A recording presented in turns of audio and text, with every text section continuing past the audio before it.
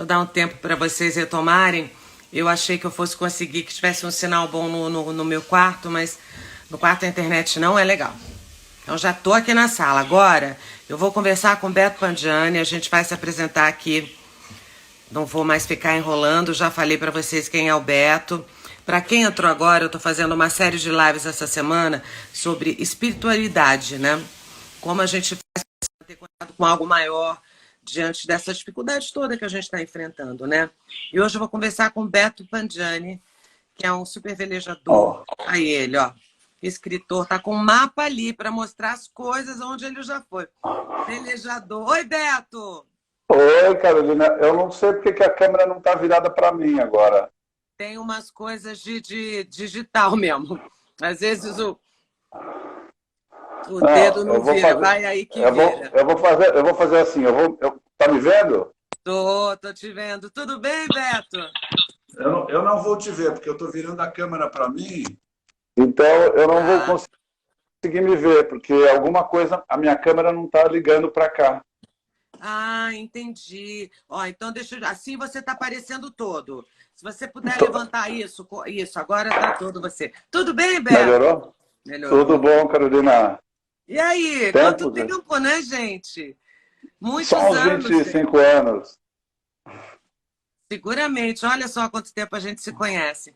E quando a gente pintou essa história agora, Beto, da gente conversar sobre espiritualidade, eu achei tão bacana, assim, conversar sobre isso com você, porque eu acho que você, com a experiência que você teve de velejar, de atravessar o mundo inteiro em um catamarã, porque poucas vezes eu, na minha vida, me senti tocada de uma maneira tão profunda quanto eu estava diante da natureza. A natureza me fez assim ter as viagens espirituais mais profundas da minha vida. Tipo, olhar para uma montanha, sabe? Mas a natureza tem Sim. uma magnitude que nada mais tem, né? E você no É, a nossa. oceano, com ondas de 5 metros de altura, num catamarã, quer dizer, você tem uma consciência tão grande da fragilidade da gente, né? Conta pra gente É, como é a tua vida de velejador, quem tá aqui não te conhece, me conta. mas antes de começar a contar essa história, Carolina, eu vou contar uma história para você que, mesmo nos conhecendo já desde a época do Ritz, do Singapura, do Aroanta, você não sabe, mas Conta. eu tentei minha vida no teatro e no cinema. Hum, A não, brincadeira. jura? Na época que eu estava no Ritz, bom, aquele lugar Ah, é efervescente, né? Muita gente sim. de teatro, cinema, e tal. E aí o Zé Antônio fez um filme chamado Onda Nova, com a Carla Camurati, Caetano, não sei o quê, e o filme era rodado muitas cenas no Ritz. E aí tem uma cena que a Carla, ela entra no Ritz, ela vai falar com o barman, e quem que era o barman? O Beto, né? Aí perguntou se eu queria Oh, fazer a cena, eu falei, lógico, né? Imagina a Carla Camurati, uma gata, né? Eu conheci linda. ela, né? Aí a gente fez a cena, não sei o que, gravaram, não sei, uma conversa até curta com ela. E aí eu fiquei ansioso para o dia da estreia, né? Mas Ah, aquela turma, a gente brincava muito, essa coisa do mundo gay era muito mais livre de você brincar, né? Aí a estreia era no Bristol. sim. E aí tinha 800 pessoas lá, eu louco para ver a minha cena, né? Na hora que aparece a minha cena, assim, o Zé Antônio tirou minha voz e botou a voz de um gay, só para me sacanear. O, ci- o cinema desabou de risada, porque todo mundo sabia da pegadinha, menos eu, né? E Ah, foi muito divertido isso. E a outra foi que a Regina Casé também vivia muito lá, ela era amiga do Arthur, da Maria Helena, e ela fez tipo 3 dias do Asdrubal, trouxe o trombone, tipo um fim de semana para pessoas novas que queriam fazer uma, como se diz assim, não era um curso, uma vivência, né? E eu me inscrevi, né? Aí as minhas colegas de turma, Júlia Lemertz, Marisa Hort, Júlia Gann, olha só. tava muito bem você na turma, que turma ótima. Só que eu só Gente, fiquei, só foi esse fim de semana. Eu não tenho nenhum talento para tela, nem para gente, o ó, palco. para quem não sabe, o Ritz é um restaurante que existe ainda hoje em São Paulo, mas foi Sim. realmente um celeiro de pessoas interessantes, de movimentos. Muitas coisas aconteceram É, e começaram no Ritz. Bandas de rock and é, roll, movimento, tudo. pessoas. Não é? Uma turma muito bacana, assim. Então, Eu acho que foi, eu falo, foi a maior incubadora artística que o Brasil já teve, com certeza. Porque saiu foi, tanta gente, assim, de talento de lá, né? é Assim, verdade. o Paulo Ricardo era Vivia jornalista da lá. Folha, É, e ninguém era o que é hoje em dia, né? Todo mundo não. quer dizer, as pessoas eram estudantes, pessoas que sonhavam fazer alguma coisa na vida, né? Eu Então a lembro gente muito pegou do uma época Matina muito. Suzuki lá também. Não sei cadê o Sim, Matinas, né? Matinas Matinas sumiu. era pessoa da Folha de São Paulo, né? É, Então tinha uma coisa muito interessante nessa época que a gente se conheceu, né? é E verdade. aí, o que aconteceu? Eu fiz o Aeroanta, Singapura, com o Zé Renato e tal, e eu competia, eu velejava, desde aquela época do Ritz eu já velejava, e obviamente era algo que ninguém sabia, porque era uma coisa bem particular da minha vida. Mas depois, em 93, eu saí da noite e fiz a primeira viagem em Miami-Ilhabela, e aí sim, a viagem foi para a mídia, então os amigos que não sabiam que eu velejava passaram a saber, e eu comecei uma vida profissional, vamos dizer, fazendo expedições. Essas viagens geravam livros, palestras, exposições Quais fotográficas. são os lugares que você já foi, Beto? Para onde você já Ah, foi no mundo? olha, a primeira viagem foi Miami-Ilhabela, né, dos Estados Tá. Unidos para Ilhabela, atravessando, quer dizer, baixando, fazendo o Caribe todo, depois cruzando a Amazônia pela Venezuela, Brasil, depois descendo a costa brasileira. Depois velejei de Porto Montt, no Chile, por baixo, descendo a América do Sul pelo Pacífico, passando lá embaixo, no Cabo Horn, e subindo até o Rio de Janeiro. A primeira viagem foi 289 dias, a segunda 170. Depois Gente, nós fomos de Ushuaia para a Antártica, né? Sempre num barco sem cabine, né? Naquela jangada high-tech. Né? sim. Depois foi 2003 Ushuaia, Antártica, 2004 Miami, Nova York, 2005 Nova York, Groenlândia, 2007, 2008 do Chile para a Austrália, atravessamos toda a Polinésia, o Pacífico inteiro. 2013 eu atravessei o Atlântico de Cape Town para Ilhabela. Em 2000 também fiz aquela regata Você dos foi de 500 anos. Cape Town para Ilha Bela. Gente, vocês têm noção do que é isso? É atravessar o É, oceano Atlântico inteiro. E o Pacífico ele é numa maior. jangadinha, porque o catamarã é aquele barco que tem aqueles dois negocinhos e a vela no meio. Que loucura! É, Vocês dormiam no catamarã? Como é que é isso? Você sempre é, acompanhado de um velejador com você.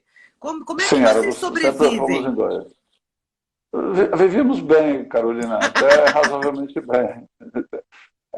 Lógico, o barco é muito espartano, né? Você não tem cabine, você não tem motor, então se acaba o vento, você fica parado. Se tem muito vento, você tem que velejar, não tem onde entrar, né? Vamos dizer assim. Então, acaba que as roupas são muito técnicas e você tem que ter uma disponibilidade, assim, um espírito, vamos dizer, esportivo, de passar um tempo da sua vida com quase nada, espartano, né? Mas isso eu vejo que foi fundamental para esse contato que você falou desde o começo agora com a natureza, porque o mar, os elementos, eles estão muito vivos, né? O vento, a água, o calor, o frio, você sente eles na pele, né? Porque está molhado praticamente o tempo inteiro. O teu corpo, ele faz parte do barco, porque o barco é pequeno, então o ponto de equilíbrio, a tua força altera a performance do barco. Então, eu sempre gostei muito disso,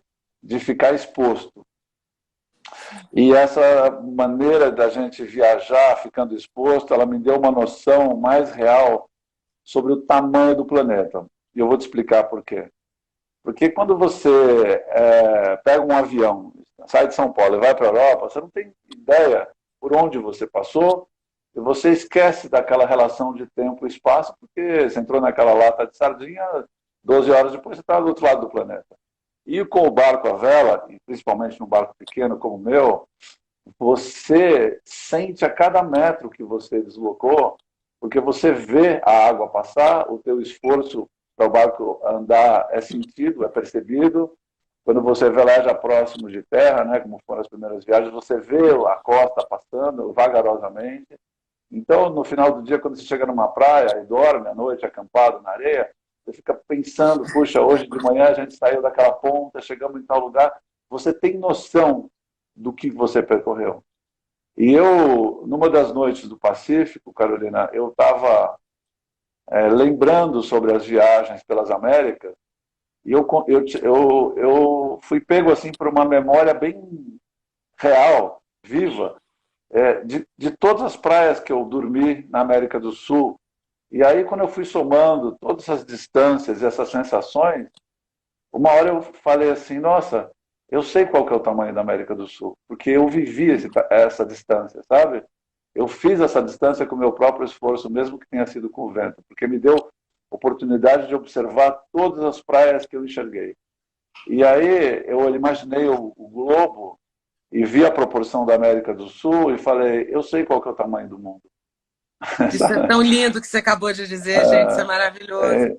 É, eu sei que o lugar que eu vim escolhi para viver agora, eu tenho a noção, obviamente, do tamanho, porque é difícil a gente saber, né?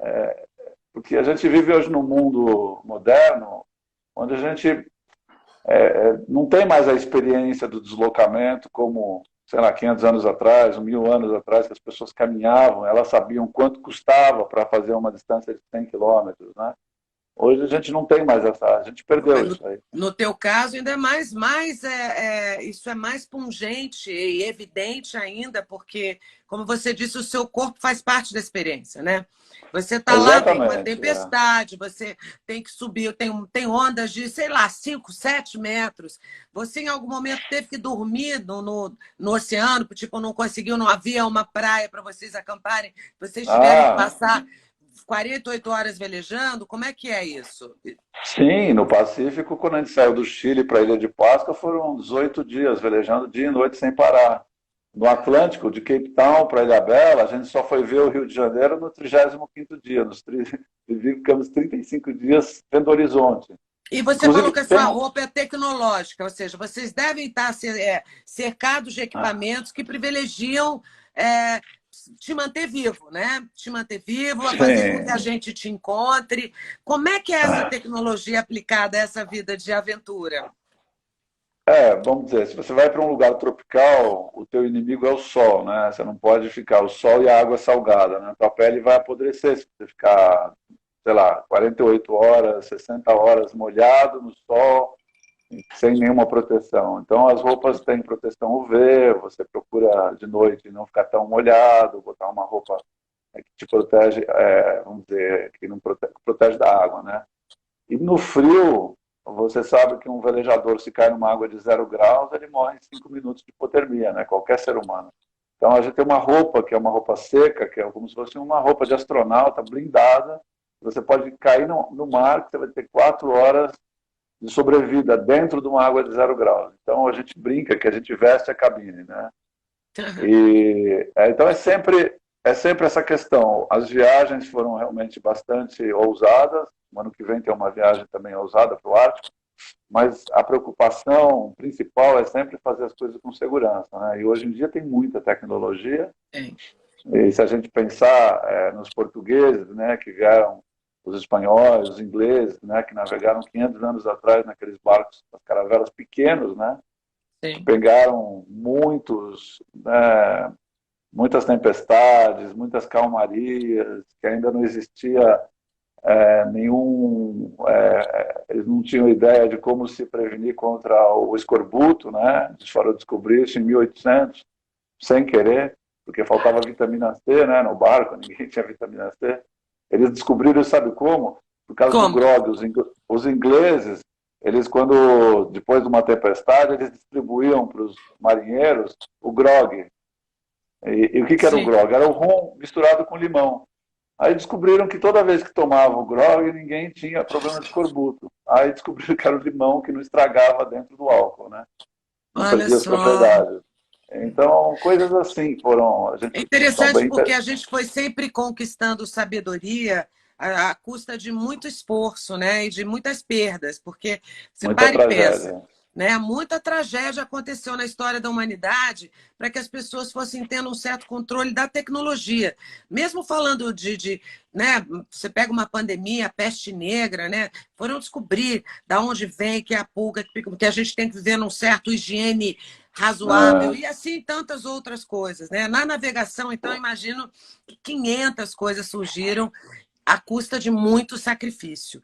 Por É, que você tem isso dentro de você, Beto? O que é que te faz ter essa vontade de se jogar no mar, de cruzar o mundo, de se colocar numa situação de solidão, né? Porque você está sozinho, você pode ter um companheiro. Me conta. Eu ia falar, né? As navegações, vamos dizer, de 5 séculos atrás, eram os foguetes da época, né? Porque foram eles que encontraram outros continentes, né? Foi quando o homem expandiu, vamos dizer, todo o domínio sobre o planeta, né? E agora a gente vê o homem saindo da Terra para tentar uma nova fronteira. Eu tenho uma alma de astronauta, eu acho, porque desde criança eu quis ser astronauta. Meu pai era velejador, meu pai é italiano, morava na Itália, teve 2 casamentos antes de vir para o Brasil, isso durante a guerra. Aí veio para São Paulo, construí Cubatão lá em Santos, conheceu minha mãe, e eu nasci ouvindo um pouco dessas histórias do mar. Então, só que meu pai faleceu cedo e eu não aprendi a velejar com meu pai, mas ficou um buraco dentro de mim. Então, de uma certa forma, eu fui buscar o meu pai no mar, né, porque era a maneira que eu tinha de conectar com ele. E o mar, por eu ter sido sempre muito observador desde criança, sempre quieto, pode não parecer, porque eu sou uma pessoa muito expansiva, mas nos momentos que eu estou comigo, eu sou muito quieto e observador. Eu sempre te achei muito tímido. Eu sempre te achei muito tímido, muito quieto, muito silencioso, né? Mesmo trabalhando na noite, Carolina, parece louco como que uma pessoa trabalha em lugares barulhentos, cheios, mas eu sempre fui dentro do possível, eu era uma pessoa na minha, quieta, né? Sim. E observando, né? Sempre fiquei observando. Mas no mar é um ambiente propício para você se observar, porque é um lugar, vamos dizer, minimalista muitas vezes, porque você não tem muita coisa para olhar, né? Eu já escrevi muito sobre isso, que o horizonte não chega nunca, você caminha, caminha, não enxerga o fim, você tem a sensação que você nunca vai chegar em nenhum lugar, e você acaba, esse universo de fora, né, aquático, ele te joga para dentro. Essa é o momento que eu me conecto com a minha espiritualidade na minha vida, foi logo quando eu comecei a velejar, foi talvez impulsionado por isso. Eu acho que foi um estímulo para alguma coisa que eu já tinha dentro de mim. Então eu encontrei aquele lugar onde eu pude ficar nos períodos de viagem, longe da mídia, longe da notícia, longe da poluição, da conversa, de tudo que distrai a gente. E no momento que você se encontra com você não tem esse sentido de solidão, você tem o sentido de solitude, de encontro, né? Porque é uma descoberta que não tem fim, né? Porque começa e nunca vai acabar. O nosso universo é completamente desconhecido e muito vasto. O nosso universo interno, da mesma forma que a gente espelha o nosso universo externo, né? Eu tenho uma frase que eu escrevi num dos textos do Pacífico, que eu falo assim, toda aquela vastidão que a gente observa no céu e não consegue compreender é a representação de tudo aquilo que falta nos entender sobre nós. Porque da mesma forma que a gente não entende, falta tanto para saber da gente, né? É incrível, falta tanto, né? E quanto mais a gente vive, mais a gente tem a certeza absoluta de que a gente, quando se volta para dentro da gente mesmo, a gente pode fazer um mergulho infinito, como você está dizendo, né? Porque é uma busca interna também. Algumas pessoas eu acho que têm mais interesse por isso, talvez, do que outras pessoas. As pessoas fizeram muitas perguntas para você, depois a gente vai chegar no momento em que eu vou te mostrar as perguntas das pessoas, porque cada um disse o que é espiritualidade para eles, né? Então é bem interessante assim o que surgiu aí da pergunta que eu fiz, porque para mim espiritualidade sempre foi esse contato com a natureza. Porque eu sou muito urbana, Eu tenho minha filha está aqui querendo participar da live de novo. Bebel, Pode gente, participar. hoje eu vou pedir para a Bebel ser administrada, por gentileza, porque eu não consigo nem ouvir, tá? Não, ela fica maluca, a Bebel, e ela é uma alegria, sabe? Mas foram as vezes em que eu me isolei, é muito baguncenta ela, Bebel. Mas são as vezes em que eu me isolei, em que eu estava perdida eu numa floresta e não sabia para que lado ir, e que eu fiz uma viagem, eu vi um céu espetacular que eu nunca antes tinha visto. Foram essas pequenas coisas que primeiro me deram uma noção muito grande da minha insignificância, e isso foi muito bom para mim, porque você realiza o quanto o universo é gigante mesmo, quanta coisa tem para ver, para aprender, para fazer, né? E me Sim. deixa muito fascinada, assim, sabe? Eu tenho muita curiosidade do saber o que eu sentiria se eu tivesse numa situação como tantas que você deve ter passado, né? Porque... A espiritualidade, ela, para cada um, ela é de um jeito, né, Carolina? Porque cada um tem uma lente, né? E a gente sabe muito bem que quando a gente nasce em determinado lugar, a gente tem uma programação, né? Tem pessoas que têm uma programação religiosa muito grande, tem umas pessoas que têm uma programação totalmente ateia, né? A pessoa não tem nenhuma crença. Tem pessoas que tiveram traumas, e tem pessoas que nascem com a memória um pouco mais aberta, né? Que é uma lembrança de outras experiências. Mas quando você me convidou para falar sobre isso, né? Eu fiquei pensando assim, a Carolina vai me perguntar o que é espiritualidade para você, né? É. E eu pensei, né? Eu falei assim, eu prefiro falar sobre dar um exemplo, por exemplo. Uma criança que nasce no mundo hoje, vamos dizer que a maioria das crianças que nascem no mundo hoje, infelizmente, estão desassistidas, né?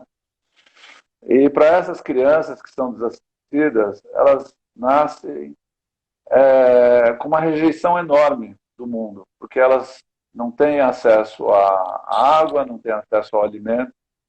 E eu creio que a maior rejeição que um ser humano possa passar é ser negado a ele o alimento, porque o alimento é a base da existência da vida, né? Sem você se alimentar, o teu corpo físico não vai funcionar.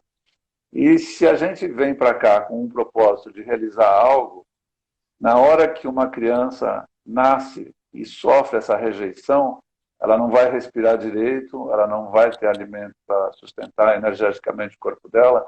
Então, ela vai sentir que parece como se o planeta não estivesse aceitando ela. E, para mim, o que é espiritualidade? Espiritualidade é uma energia amorosa que faz com que a gente se conecte ao amor e entenda a dor do outro e não aceite que isso continue existindo. Isso, para mim, é espiritualidade. Porque a respiração, o ar que a gente inspira e respira, o ar, ele na simbologia da espiritualidade, ele está ligado ao ideal, ao propósito. Como você tem um ideal na sua vida, como eu tenho, como todos os seres humanos, sabendo ou não, eles têm. Então, a pessoa que vem para cá e é negada a ela a possibilidade dela se desenvolver para ela encontrar o propósito e a realização da vida dela é uma experiência muito difícil. É muito difícil a gente... você tem razão. Enquanto nós vivermos, né, de costas para isso, né, a gente está desconectado da nossa espiritualidade. Porque a espiritualidade é aquele amor, aquela compaixão que a gente acessa dentro da gente, que se conecta com todas as pessoas, com todas as dores, e é nesse momento que você deixa de ser crítico, nesse momento que você deixa de julgar, nesse momento que você deixa de ser vaidoso. A vaidade é uma carteirinha, vamos dizer, que a gente carrega, mostrando o grau da nossa ignorância. Porque vaidade do quê? A gente não sabe absolutamente nada, né? É só bastar, como eu falei, olhar para o universo e tentar explicar o que a gente está fazendo aqui, o que significa, né? Você olhar para uma estrela e falar, poxa, talvez aquela luz que a gente esteja vendo já nem exista mais, né? Tão longe que ela está. Então, somente a espiritualidade conecta a gente a essa sabedoria. E em relação ao que você falou há pouco, né, sobre a nosso tamanho, a nossa insignificância, de fato, se a gente olhar para o nosso tamanho do nosso corpo físico em relação ao universo, a gente não é nada. Porém, tem algo que eu acho que é incrível, Carolina, que existe só um ser nesse universo inteiro que sente o mundo como a Carolina, que é você. E só existe um ser nesse universo que olha o mundo como eu, e assim é com todo mundo. E essa é E o uma mágica fato maravilhosa, né? Isso é realmente... e esse ponto, né, esse DNA que você tem, que eu tenho, que é único de cada um de nós, se a gente olhar a diversidade, né, das pessoas do nosso mundo, cada um tem uma pecinha desse quebra-cabeça. Isso que é muito lindo da gente perceber. Então, você, com a sua luz, vai me mostrar algo que eu nunca vou poder enxergar, porque eu não tenho a tua sensibilidade, eu tenho a minha. E eu vou poder te mostrar algo a partir do meu ponto de vista. E se todo mundo faz isso sem julgamento, vamos dizer, com espírito de curiosidade, de explorador, para saber como que a Seria Carolina lindo, né? sente. Seria lindo, ainda Mas mais em tempos onde há tanta polarização como os que nós estamos vivendo ultimamente, essa vontade de sim, escutar o outro, de coração aberto mesmo, né? Porque sim, isso que você falou é verdade. Eu posso te mostrar coisas que, a despeito de toda a sua experiência, sua sensibilidade, sua inteligência, talvez você ainda não tenha se despertado para elas, ou não da maneira como eu lógico, vi, né? E aí essa troca que é muito sim, linda, né? A sim, gente eu vive para preciso de isso, na você, verdade, né? Amor é isso, sim, né? mas eu preciso de você, você precisa da tua filha, eu preciso dos meus amigos, eu preciso da minha relação de trabalho, eu preciso das pessoas da minha família, inclusive as nossas relações conflituosas são as que a gente mais precisa, porque nelas vem as oportunidades de desenvolvimento, né? É o espelho para a gente poder se enxergar. Só que a gente tem resistido, né, a essas mudanças, né, que agora, com a pandemia, todo mundo está um pouco mais aberto, vamos dizer assim, né, a ouvir essa conversa que a gente está tendo, por exemplo, talvez há um ano atrás, não fosse despertar tanta curiosidade. Agora, puxa, o que será que a Carolina vai falar sobre espiritualidade, sabe? Porque eu estou querendo ouvir um pouco mais sobre isso, que eu estou... Você sabe o que é espiritualidade para mim, Beto? Deixa eu te dizer.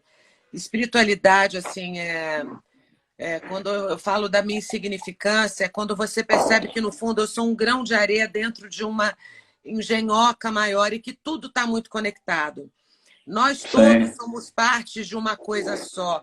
Nós todos somos uma matéria que pertence ao universo, você e eu. A gente tem tudo, né? Se você for olhar, né, a molécula, todos somos feitos da mesma molécula, né? A composição dessas sim, moléculas formam átomos diferentes e os átomos diferentes formam matérias diferentes, mas somos feitos da mesma coisa.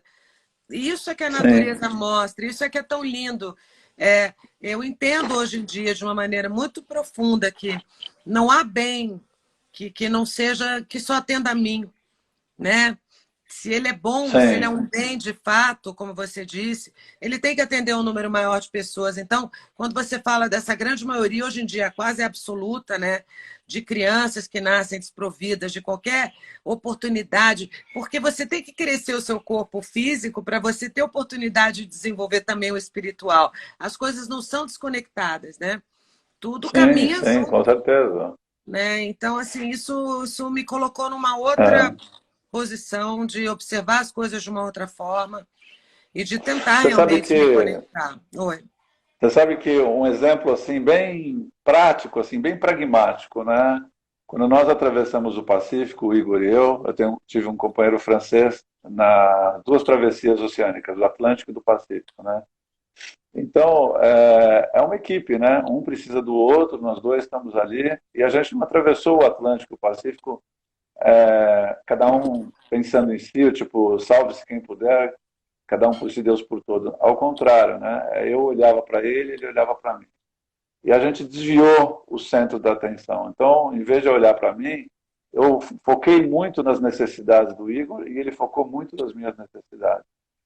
Dessa forma, você sai do egoísmo, você sai da vitimização, você vai para a autoestima, você vai para a confiança, você vai para a cumplicidade e você reforça muito esse laço, né, de essa conexão e essa relação, ela passa a ser baseada em conceitos amorosos, né, não em conceitos mentais. E você faz isso por respeito, por carinho, por amor, por saber que quando a gente doa, a gente recebe. É uma lei universal, mas não por interesse, mas por entender que dessa maneira as coisas são muito mais harmônicas, né? E se a gente porque é a maneira, é a única maneira, Beto. É a única maneira, na verdade, né? Eu acho. Eu acho que não há outra maneira. Eu acho que a gente está vivendo um momento até que mostra isso, que o nosso lifestyle, como a gente vivia, está fora de ordem mesmo, né? Sim, mas o difícil é fazer isso no conflito, Carolina, né? Porque agora a gente está vendo o que está acontecendo no nosso país, vamos dizer, na política. Não quero entrar em tema político, porque normalmente... Nem é o caso, às vezes, claro. Mas você vê, né, que os nossos falsos líderes, né, estão disputando o poder, porque eles acreditam ainda, né, que poder é isso.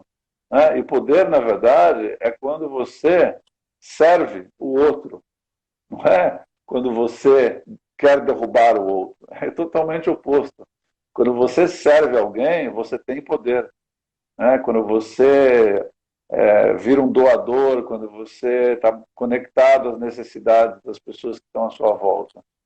Porque se a gente for fazer essa conta, ela é muito mais próspera, né? A gente ser um doador do que a gente ser uma pessoa que está demandando o tempo todo atenção, vaidade, enfim, egoísmo, né? Individualismo, né? São coisas que não se alimentam, não é um círculo vicioso construtivo, né? É um círculo vicioso destrutivo, né? E Beto, me diz uma coisa, eu vou te fazer duas perguntas numa só.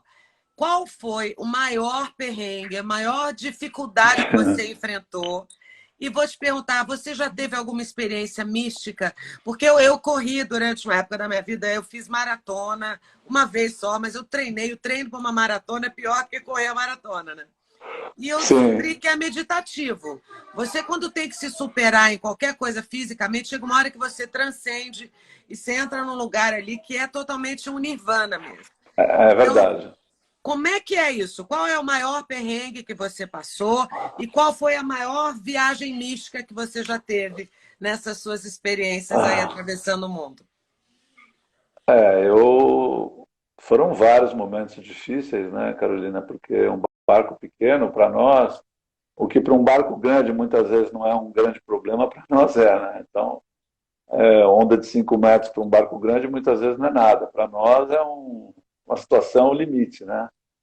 Na Antártica a gente teve uma experiência bastante forte de uma tempestade que os centros meteorológicos erraram. A gente passou 12 horas uma água de 0 graus, com neve no mar, né? Neblina, muito gelo na água, uma região com muita pedra, vento forte, mar grande, o barco surfando onda. Era uma imagem.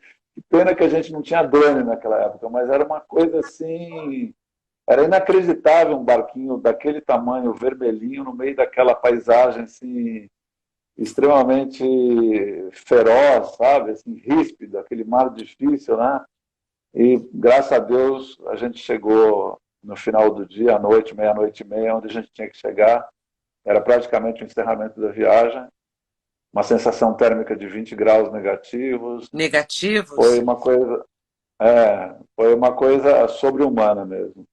E nessa mesma viagem, até publiquei outro dia no meu podcast, eu contei uma experiência mística que a gente teve na primeira parte dessa viagem, né, quando a gente cruzou 800 quilômetros entre a pontinha do Cabo Horn até a Península Antártica, né, o Duncan e eu, foi um sul-africano, Duncan Ross, onde a gente teve uma visão de uma criança na proa do barco no final da travessia. Você teve essa visão em conjunto? Você estava com o Igor, você estava com outro velejador? Estava com o Duncan, Vocês dois tiveram Então, essa visão. sim, mas no momento que eu tive, eu não sabia se ele estava vendo. Então eu fiquei Tá. em dúvida, porque tem uma coisa que a gente cuida muito no barco, que é a nossa saúde emocional. Toda a nossa confiança, ela é construída numa relação que você está vendo que o teu amigo está correspondendo. Se o teu amigo começa a pirar, você está sozinho no mato, né? Vamos dizer assim. Então, a gente sempre manda muito sinal positivo um para o outro não perder a confiança. Imagina que eu ia chegar para o meu colega, um sul-africano, um cara anglo-saxão, uma cultura diferente da nossa, que talvez não fosse tão místico quanto nós, e falar para ele, olha, eu estou vendo uma menina aqui na proa do barco. Pô, que menina, cara? Pô, o Beto pirou, né? E eu fui cuidadoso, porque já estava, era no quarto dia de viagem, a gente estava 82 horas sem dormir, velejando, Carolina. Então, existia também a hipótese que eu me coloquei nessa condição, falei, talvez eu esteja delirando, né? Porque a gente sabe, por relatos de muitas pessoas, que quando você está no mar e não dorme muito tempo, ou qualquer outro lugar, você começa a ter alucinação. Mas eu estava já sentindo no primeiro dia coisas diferentes. No segunda e a terceira noite eu senti uma presença no barco. Na terceira noite eu tive certeza, mas eu fiquei bico calado. Eu falei, não vou falar nada para o Duncan, senão... Aí no final, quando a gente já estava chegando em Deception Island, que era a Ilha Decepção, né, que era o final dessa travessia longa, eu fui cuidadoso e perguntei, Duncan, eu queria te dizer uma coisa, sabe? Eu fiz várias perguntas, até que eu falei assim, eu estou sentindo já há alguns dias que nós não estamos só em dois.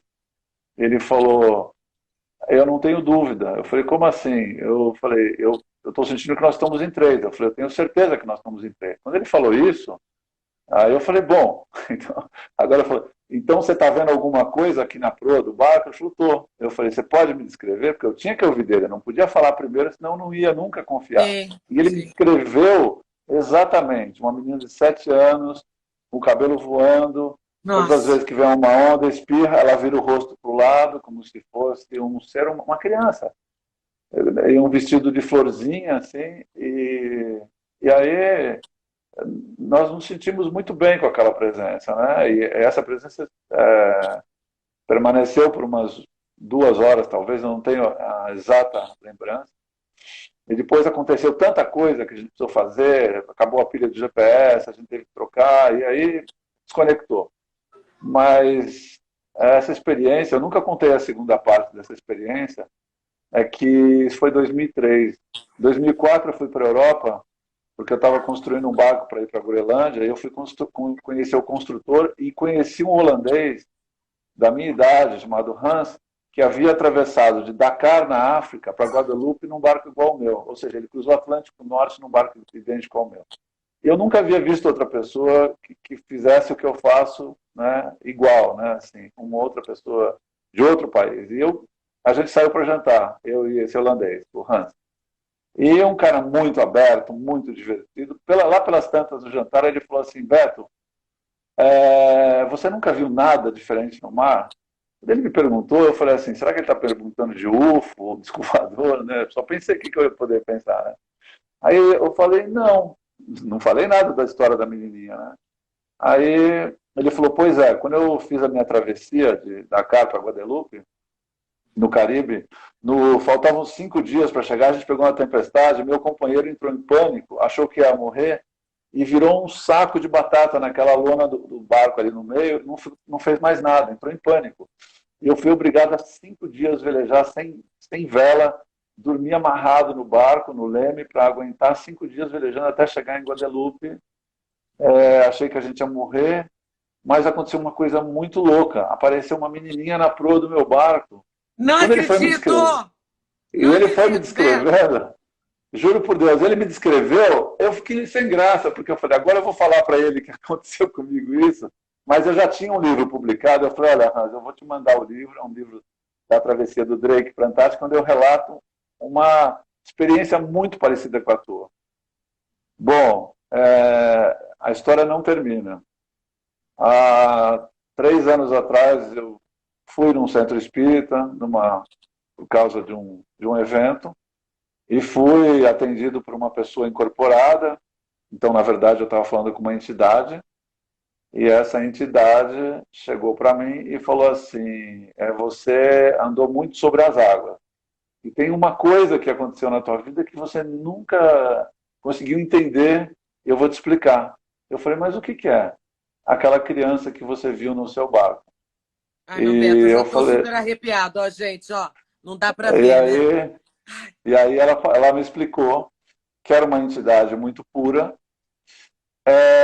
que foi para lá para nos ajudar a criar uma proteção. Hoje eu, traduzindo, eu pensei muito sobre isso, né?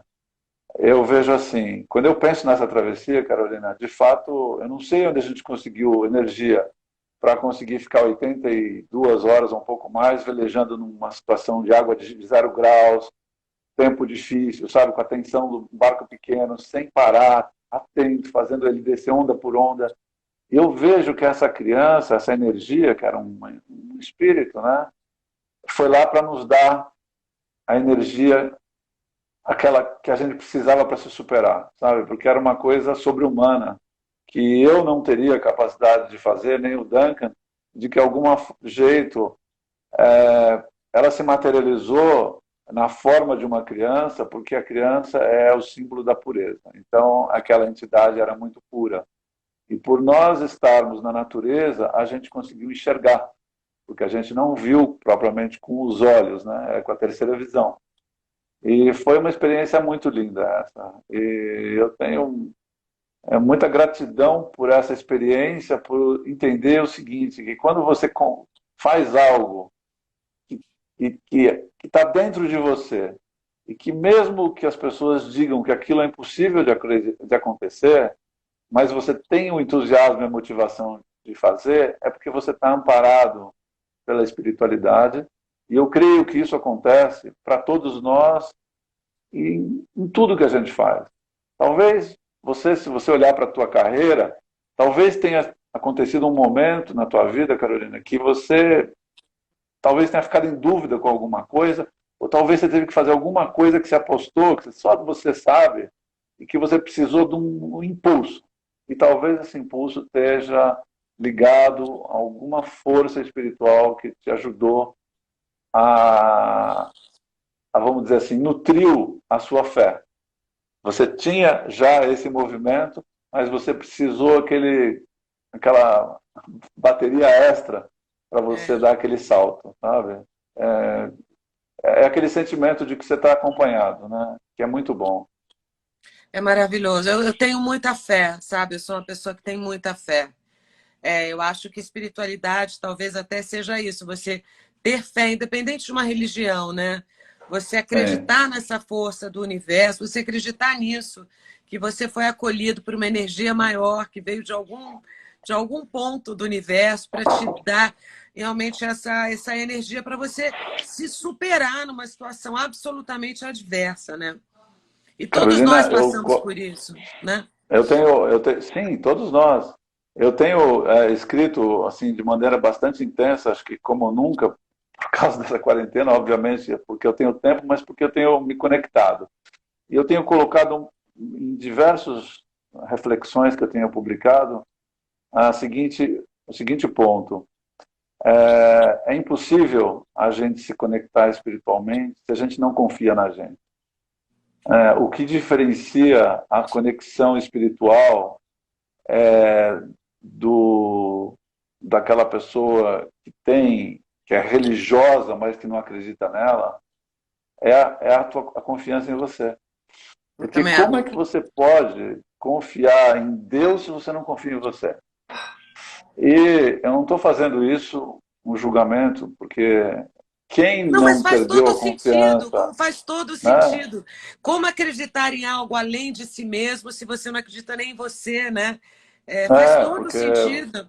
porque o universo não dá esmola para a gente, né? Não adianta pedir, né? Ao contrário, né?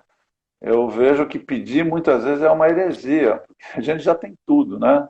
Ele vai pedir o quê? Né? É difícil, é quase que um gesto de ingratidão à espiritualidade, né? Talvez a alma da gente fique até embasbacada, né? Falou, pô, mas como é que está pedindo, né? A gente já está provendo ele das experiências, é porque muitas vezes a gente entende que a experiência que está sendo oferecida para a gente, que pode, pode estar sendo vista como difícil, é algo que é um castigo ou uma penitência, alguma coisa. Não, é justamente aquilo que você está precisando naquela hora. Essa é a generosidade da espiritualidade, te dá a experiência que você precisa, porque ela tem a leitura do que você precisa, né? A partir dos teus pensamentos, das tuas atitudes, das tuas intenções, principalmente, né? Tem algo que a gente não presta atenção, que é a intenção. Muitas vezes você não fala uma coisa, mas se você teve a intenção, no mundo espiritual, aquilo já se concretizou. Isso Você conta. já deixou claro para a tua alma o que, que você está, como é que você está se comportando. A alma entende aquilo como quase uma carta que você escreve e fala assim, bom, o Beto está pensando nessas coisas, eu vou dar uma experiência para ele relativa a isso. Por exemplo, estou me desvalorizando num relacionamento afetivo, estou me desvalorizando profissionalmente. Ah, vamos dar uma experiência de desvalorização para ele, né? Porque não é possível, ele precisa entender que ele tem um valor. É assim que eu tenho percebido na minha vida como esses eventos têm vindo e depois daquele momento primeiro que você resiste, que você vai para a vitimização, que você fica triste, não sei o quê, aí você fala, bom, tá bom, então vamos olhar com honestidade, né? É isso que é difícil para a gente, né? Sermos coerentes e sermos honestos. Essa é uma coisa que eu observo hoje em dia que é muito difícil para o ser humano, né? Porque a gente tem posições políticas, a gente tem dogmas religiosos, a gente tem preconceitos. E como que a gente vai ser honesto com a gente carregando essas coisas todas, né? Se você é desonesto, vamos dizer, com o mundo, você não é capaz de ser honesto com você. Então você não vai se olhar de uma maneira honesta com o intuito de se melhorar. Porque se você for desonesto, você cai ou no julgamento, ou na raiva, ou no medo, ou, sim, em qualquer uma dessas emoções que aprisionam, né? E essa oportunidade que a gente está tendo agora de nos vermos, ela é maravilhosa. É Esse porque a evento, gente para lida mim, muito com o espelho alheio. Claro que o espelho existe de uma maneira bacana. Se nós somos amigos e eu vou me ver através dos seus olhos, e se você me olha com admiração, com respeito, com carinho, isso vai me fazer bem. Isso nutre a minha alma. Mas isso quando sim, vista sob esse prisma. Porque você viver através da ótica dos outros é um inferno. Né? Porque tem sempre alguém mais inteligente, né, Beto? Alguém mais bonito, alguém mais rico, alguém mais bem-sucedido. Isso tem. Mas a gente esquece de ver que também tem sempre gente com menos coisa. Né? Tem pessoas em situações muito piores, pessoas com problemas muito mais objetivos, né? Como, por exemplo, não ter o que comer, né? Estar com fome, né? Isso é uma coisa concreta que nós, com a nossa origem, com os nossos privilégios, a gente nem consegue entender. Talvez você que tenha ficado lá no mar 90 dias tenha não. sentido que é, mas assim, é uma outra realidade. A gente precisa evoluir muito para conseguir se colocar de fato no lugar dessas pessoas e ser mais ter empatia, né? Porque empatia eu acho que é o que pode mudar tudo, né? é mal compreendido, eu acho, por todos nós, a condição humana que a pessoa nasce, né? Porque as pessoas, por que que você nasceu num berço com todas as condições de desenvolvimento e o outro não, né? É uma pergunta que a gente faz, porque não existe azarado e sortudo, e não existe injustiça no mundo espiritual. Mas é porque outro dia a gente conversou, né? Você entrar no cinema, ficar lá 5 minutos na sala, ver um pedacinho do filme e sair, você não vai conseguir entender a história, né?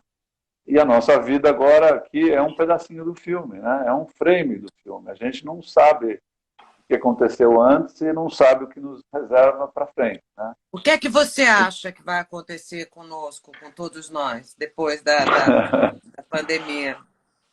Uma boa pergunta. Bom, eu tenho assim um palpite, né? Eu não tenho certeza do que eu estou falando, mas eu sinto que nós, Carolina, vamos olhar para o mundo com os desejos a gente vai começar a guardar os desejos para falar isso é uma coisa do passado e vamos olhar mais para as necessidades. A gente vai valorizar mais as necessidades do que os desejos, né? Então eu digo assim, você não precisa de muitas coisas que você tem para viver, como eu, que são esses desejos que vem, a gente vem alimentando e vem, vamos dizer, gastando uma certa energia para manter esse padrão. Se você reduzir a sua vida e for só para o essencial, talvez você perceba que essa simplicidade te gere muito mais satisfação. Um exemplo do barco, vou levar o tempo para o barco. Quando eu fiz a Miami-Ilhabela, eu fiquei 289 dias morando em cima de uma jangada, né? E o que eu tinha de coisas pessoais? 3 camisetas, 3 bermudas, uma sandália havaiana, um topsider e uma jaqueta náutica. Para chegar num lugar, ou se chovesse e Você tal. ficou 9 meses, eu estou tentando fazer a conta, você ficou 290 dias. Você ficou 10 9 meses, meses vai. no barco. 10, que 10 meses, loucura. 300. Você Então, quer ficou uma dizer, novela parando na... inteira. Você ficou uma novela inteirinha no barco. exatamente isso. Só que, Carolina, eu vou te dizer, esses 10 meses da minha vida, eu te diria que foi uma outra vida. Porque foi tão intenso, foi tão profundo. Eu não estava viajando. Para mim, a minha vida era aquela. Não tinha o sentido de ser uma viagem, né? Eu esqueci disso, né? Eu estava vivendo a minha vida como se fosse aquela, para sempre aquilo. E quando eu voltei para São Paulo, eu fiquei chocado em encontrar minha casa abarrotada de coisas que eu não usava, de tanta roupa, 3 bicicletas, mais uma infinidade de coisas que eu fui me livrando. E eu fui vendo que a gente tem muita coisa que a gente não precisa, que é exatamente isso, esses desejos, né? E o que eu preciso para viver, para ser feliz? Preciso de tanta coisa? Eu sei que não. Mas, sem querer, a gente vai entrando nessa, né? Você sabe, você é uma pessoa... O mundo da moda, né? Ele imprime, né? Para as pessoas que... Para todo mundo, né? Pode ABC, qualquer classe, as pessoas compram, porque aparece um tênis novo, porque aparece um vestido novo, uma coleção nova, a cor do ano, não sei o quê. E você entra nessa frenesi e compra sem questionar se aquilo é necessário para você. Esse é um aspecto só. Estou falando, existem outros aspectos, outros apegos. A gente tem apegos que não são só materiais, né? Apegos emocionais, apegos de toda a ordem, né? De crenças e tudo mais, né? Apegos religiosos, né?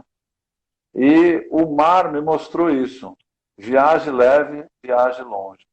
Quanto menos coisas você carregar, mais longe e mais delicada vai ser a sua viagem. Porque o barco pesado, ele sofre, ele quebra mais. O corpo pesado tem problema de joelho, problema de coluna. A empresa pesada, ela decide mais lentamente. A pessoa que está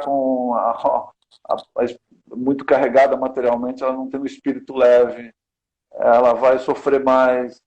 Então, a leveza, ela se expressa em todos os níveis, né?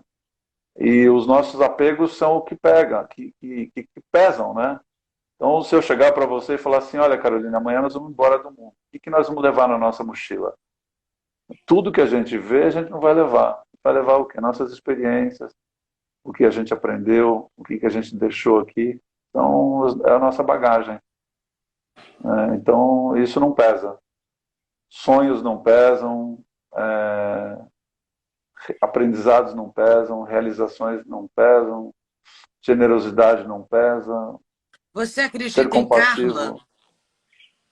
Sim, mas eu não, acredito em karma não no sentido do castigo, né? Para mim, karma, o sinônimo de karma é consciência. Então, se você tem uma consciência num certo nível, as tuas experiências vão ser relativas àquela frequência da tua consciência. Então, você tem uma consciência muito baixa, muito pequena, todos os eventos da sua vida vão andar em torno daquela frequência. Vão ser experiências mais difíceis, possivelmente, mais pesadas. O que você vem para cá viver, acho que existe uma questão também, né? A alma, nossa alma é muito curiosa, muito... eu vejo a alma assim como um ser, um explorador. Ela não tem medo, ela não julga. Então, se ela tiver que encarnar num lugar, numa guerra, ela vai, porque a alma quer experiência, a alma quer crescer. Quem não quer é a nossa mente. A nossa mente é aquela coisa que gosta de lugar quentinho, seguro, previsível, bem controlável, porque nós somos seres controladores. A gente gosta desse ambiente de controle. No momento que a tua alma puxa o teu tapete, como foi agora no mundo, né? Puxou o tapete de todo mundo, veio um coronavírus, enfia todo mundo em casa, acaba a relação de trabalho, muda a relação, enfim, ninguém mais tem controle de nada. Então, na verdade, todo mundo está com medo de perder o controle, não necessariamente só de ficar sem trabalho, só de ficar trancado em casa, só de ficar Sim, é uma sozinho. coisa maior, claro. É Uma o, coisa é o maior. medo do controle, porque nós somos seres controladores. E aí, na hora que você perde o controle, quem que está perdendo o controle? Não é a alma, é a tua mente, né? O teu ego. E aí, você, a tua mente está assim, né? Passando a mão, falou, que maravilha, agora vamos ver como que o Beto vai lidar com a falta de controle, como a Carolina vai lidar. E o que é a falta de controle? É você confiar, é você se entregar. É exatamente esse o recado que a espiritualidade está mandando para nós. Vocês não controlam nada, confia, se entreguem. Né? Vamos ter um fluxo que a gente já leu, né? Eu não sou psicólogo, mas algo eu já li sobre Jung, sobre a sincronicidade, né? Que as coisas têm um movimento. Então, você entra nesse movimento de sincronicidade, você já deve ter experimentado isso. Quando você está bem na tua vida, as coisas fluem. Aí você tropeça, encontra aquela pessoa, encontra o diretor ali, chama você para fazer uma novela, não sei o quê. Tudo que você imagina que foi uma coincidência, não. Você entrou no fluxo de sincronicidade, porque você estava com energia muito boa, positiva naquele momento, acreditando em você, e as coisas acontecem sem Mas resistência nenhuma. eu acho E aí, que autopreservação e amor próprio, para colocar assim numa linguagem até mais chula, mas são as coisas que fazem realmente diferença hoje em dia. Esse senso de autopreservação e esse senso de amor próprio. Eu acho que se você realmente não acredita em você mesmo, nas suas histórias, até nas suas necessidades, até nas suas dúvidas, né? Você não tem como ir adiante em nada, eu acho. Nunca foi tão claro eu, isso. eu escrevi um texto uns anos atrás, que eu até publiquei há pouco, porque eu fui fazer uma consulta com o meu terapeuta de floral, e ele vira para mim e fala assim, Beto, sabe qual é a maior causa-morte do mundo? Fiquei Qual? pensando, né? Câncer. Ele falou, dúvida. Nossa, quando ele falou isso, mas veio uma luz, assim, eu entendi Ai, plenamente. Eu falei, porque a dúvida te deixa estagnado. Lógico que alguma dúvida a gente tem, mas aquela dúvida que te deixa presa há anos, ela te vai criar uma doença, com certeza absoluta, você vai adoecer. Porque a dúvida, ela cessa o movimento. E a vida é movimento. Na hora que você freia o fluxo da vida, pronto, você entra em desequilíbrio físico, o teu corpo vai produzir alguma doença, você não vai entender, vai ficar pior e você vai morrer, de dúvida. É louco isso, né? é louco, mas é louco. Mas é verdade, né? É louco e é real, né? Eu acho que É, não precisa ir muito longe. Mas, Beto, olha, já são 7h, quase 7h03. A gente já passou aqui. A gente tem mais 2 minutos para falar tchau antes que o Instagram. dá? Você Nossa, viu? Nem para. Olha, eu ficaria aqui horas falando com você. vamos marcar outra. Vamos falar Vamos? mais. Vamos, a gente pode fazer o Vamos. semanal. A gente, cada semana, vai Nossa. monitorando um ao outro, como se estivéssemos num barco atravessando o Atlântico, porque essa pandemia tá difícil, né? Eu vou ser super assim, sincera. Diz para mim que tá ok, tá tudo bem, que eu acho que eu vou dar conta. Agora, há alguns dias outros que eu fico tão mal, fico triste, olho em volta e falo, puxa, meu Deus, que momento difícil, sabe? A gente sai com medo, mesmo os meus amigos que moram na Europa, que alguns países já começaram, né, a passar por essa reabertura, as pessoas ainda saem Sim. com medo. tão inseguros, quantas pessoas queridas que se foram, né? Então, são tempos de muita incerteza. E você manter o autocentro, você manter o amor próprio e a sua cabeça no lugar, porque no meio dessa bagunça toda, talvez isso seja a consciência que você fala, eu posso perder qualquer coisa, eu penso isso, menos a minha cabeça. A minha cabeça tem que estar centrada, eu tenho que conseguir respirar, tenho que conseguir manter a calma, porque para ver, importante. né, para lembrar das coisas que de fato são as coisas que norteiam e que são importantes para nós todos, para mim, pelo menos, né? Sim, tá certo. Eu concordo plenamente. Cuidar da mente agora e deixar a alma cuidar da gente. Tem gente que fala, vou cuidar da minha alma. Isso é muita prepotência. Deixa a alma cuidar de você. É. Roberto, maravilhoso, amei. Eu quero te agradecer demais, assim. Eu Esse também. bate-papo foi muito lindo, muito obrigada. Depois de tantos Obrigado anos a gente se você, reencontrar assim, virtualmente, né? Mas foi maravilhoso. publicamente. Não Adorei, é? Carolina. Publicamente, virtualmente, né? E intimamente. E intimamente, foram revelações. Olha, mais uma vez, muito obrigada, Beto. As pessoas estão Obrigado a adorando, eu estou você. vendo os comentários. E a gente se fala. Vamos sim combinar uma próxima, tá bom? Um beijo grande, obrigado por tudo. Tchau, Imagina, eu que tchau. agradeço. Tchau, um beijo enorme, Beijo. Beto. Muito Outro obrigada. Um grande. beijo. Tchau, Carolina. Tchau. Nossa, essa foi assim, antológica. Amei, amei, amei. A conversa com o Beto e, puxa, eu estava precisando muito de uma conversa assim. Foi maravilhoso. Beto, muito obrigada, de coração, assim. Foi tão generoso da sua parte, tenho certeza que todo mundo amou. E amanhã a gente segue falando sobre espiritualidade, também às 6 horas da tarde, e eu vou falar com a Monja Coin. Então, amanhã eu vou estar, assim, dando maior, né? Dando seguimento, dando continuidade, né? À minha necessidade de falar sobre espiritualidade nesses tempos que a gente está atravessando. Amanhã vai ser minha terceira conversa sobre isso com a Monja Coin. Gente, muito obrigada mais uma vez. Até amanhã. Todos fiquem muito bem com todas as suas questões e dúvida. Não tem mais, hein, gente? Vamos pôr a cabeça no lugar, vamos pensar positivo e tudo vai dar certo, né? Ó, um beijo enorme, gente. Muito obrigada. Boa noite.